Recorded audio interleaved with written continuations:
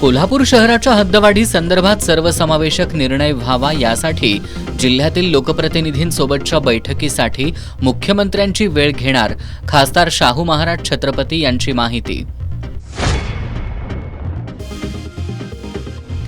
मान्सूनपूर्व पावसामुळे कोल्हापूर जिल्ह्यात झालेल्या पिकांच्या नुकसानीचे पंचनामे अंतिम टप्प्यात 2 दिवसात पंचनामे पूर्ण करून शासनाला अहवाल पाठवणार जिल्हाधिकारी अमोल येडगे यांची माहिती। स्थानिक स्वराज्य संस्थांच्या निवडणुकांसाठी कोल्हापुरातील कार्यकर्त्यांनी सज्ज राहावं, शिवसेना उद्धव बाळासाहेब ठाकरे पक्षाचे आमदार सुनील प्रभू यांचं आवाहन। सरसकट बंदी न घालता नियम अटींसह व्यवसाय करायला परवानगी द्या, इचलकरंजीतील खाद्यपदार्थ विक्रेत्यांची महापालिकेकडे मागणी।